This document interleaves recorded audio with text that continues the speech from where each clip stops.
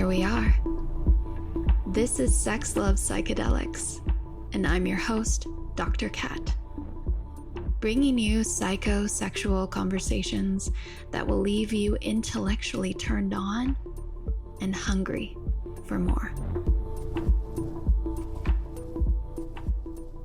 Beginning with the words eroticism and plant medicine, because these are two words that, thinking of our audience, they're like, they may be curious about what this is, and they may not fully understand like how these two things can relate. And if we start with this erotic nature of psychedelics, like how do you see these as weaving together? How do you see them holding hands?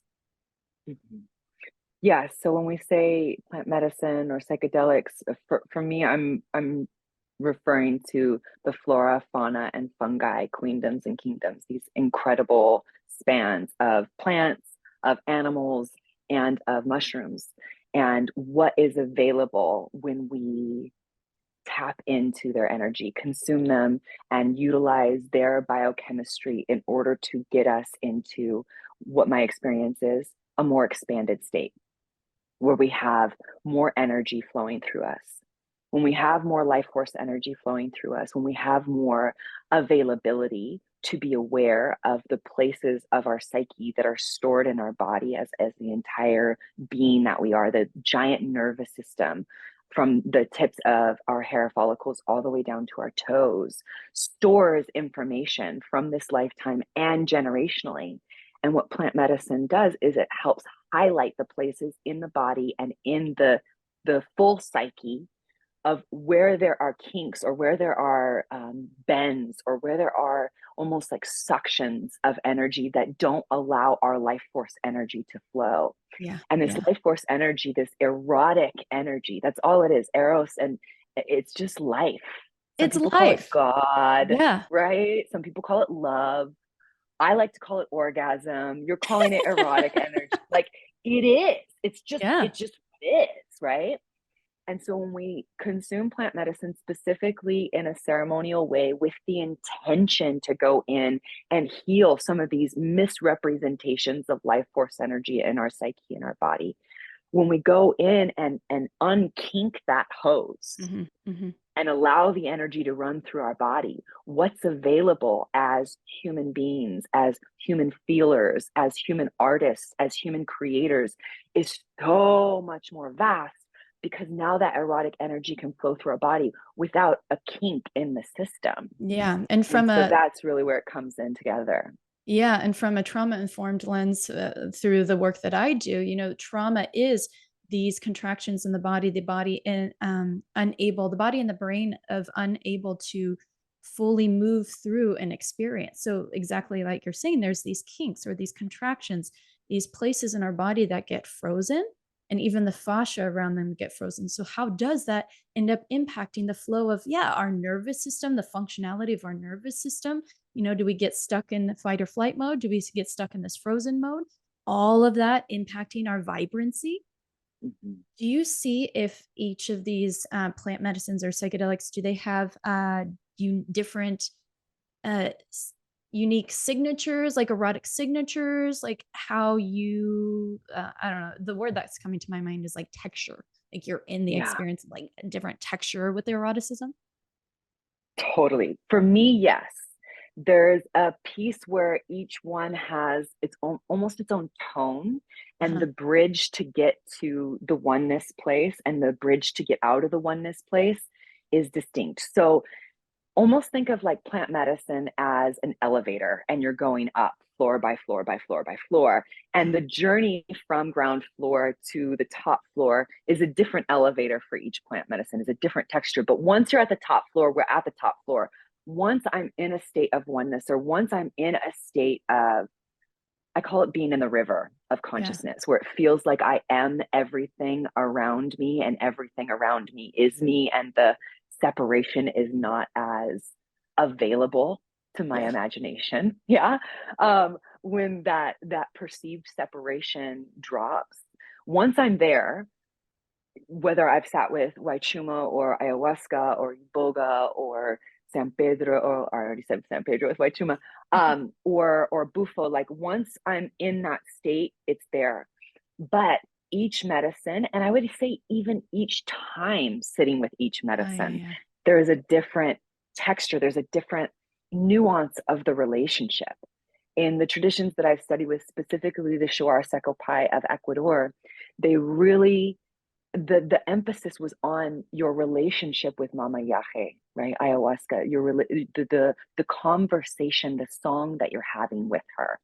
And my experience specifically of dimethyltryptamine, DMT, in the form of ayahuasca is extraordinarily sexual and Yeah. sensual and Yeah. erotic. Like, I will from say the day same one, thing.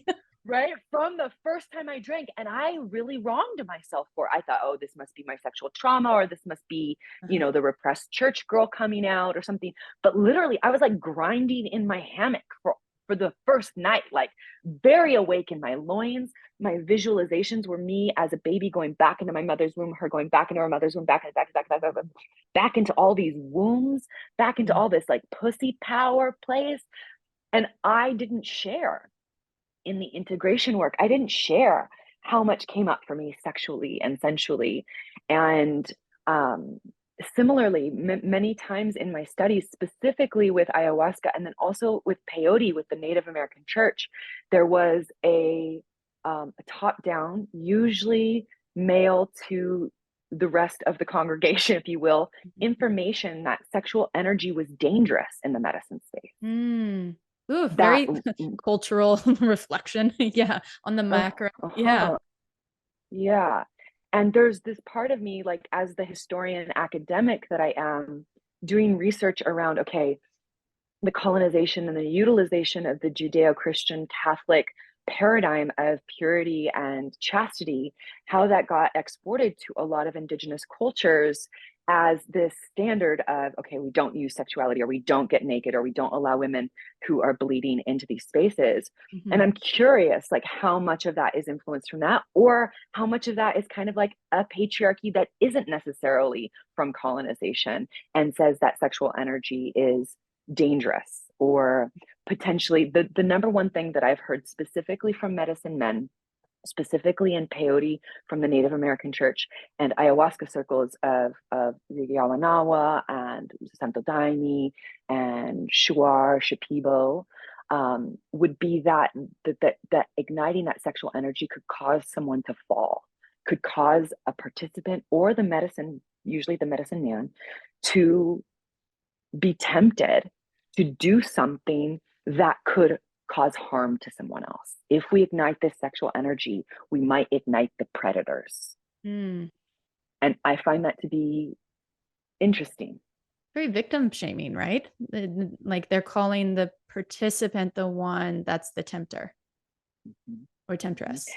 And there's Interesting. also this space especially when I first started running sexual energy in my early 20s, I worked with the now infamous organization One Taste. They just had a documentary called Orgasm Inc. come out, and Nicole Dodone, the head founder, was my mentor.